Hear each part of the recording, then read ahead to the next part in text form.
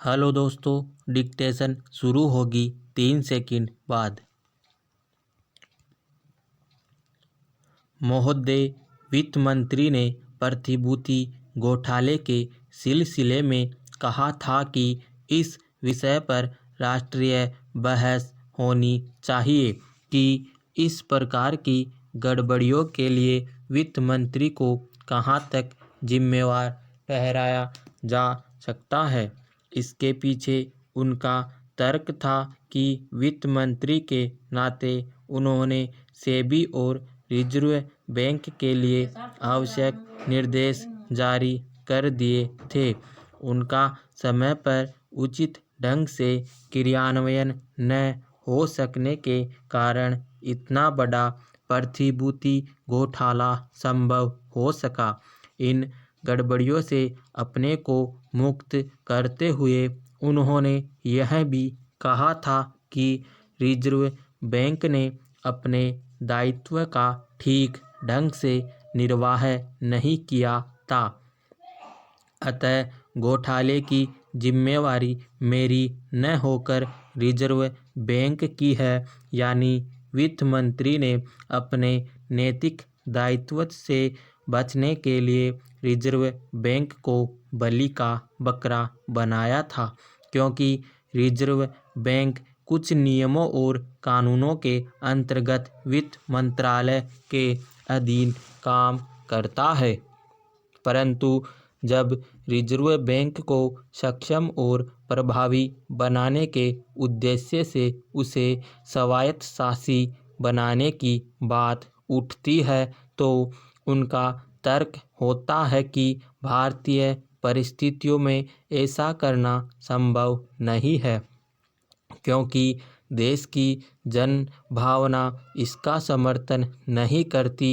परंतु वे यह भूल जाते हैं कि अर्थव्यवस्था और बैंकिंग प्रणाली जिस दबाव के दौर से गुजर रही है, उसमें रिजर्व बैंक की कार्यप्रणाली और नियंत्रण व्यवस्था में सुधार किया जाना आवश्यक हो गया है, जिससे बेहतर वित्तीय अनुशासन पैदा किया जा सके।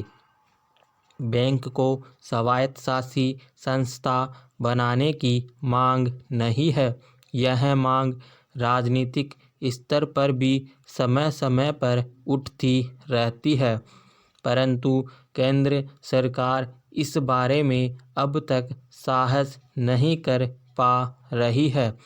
केंद्र सरकार रिजर्व बैंक के माध्यम से ओवरड्राफ्ट और ऋणों को नियंत्रित करके राज्यों पर वित्तीय अनुशासन स्थापित करने की कोशिश करती है।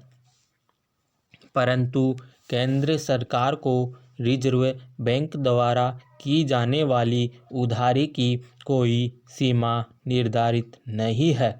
इसी का परिणाम है कि चालू वित्त वर्ष के प्रथम 3 महीनों में न केवल बैंक की उधारी में असामान्य वृद्धि दर्ज हुई, वरन केंद्र का वित्तीय घाटा बढ़ा है।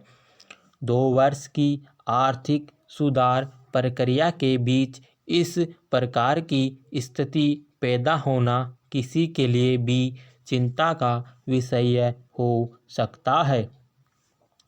रिजर्व बैंक की ताज़ा रिपोर्ट से वित्त मंत्री काफ़ी कुछ सहमत प्रतीत होते हैं। वे इस बात का आभास दे रहे हैं कि बढ़ते बजट घाटे को पूरा करने के लिए बजट में आर्थिक सहायता की वर्तमान मात्रा में कटौती करने और कर राजस्व को बढ़ाने के लिए उनके पास कोई विकल्प नहीं है। इसके साथ ही आर्थिक सुधार कार्यक्रम को आगे बढ़ाने के लिए राज्यों का सहयोग जरूरी है। वित्त मंत्री का यह कथन इस आशंका को प्रकट करता है। फिर सुधार कार्यक्रम की प्रक्रिया को आगे नहीं बढ़ाया गया। समाप्त।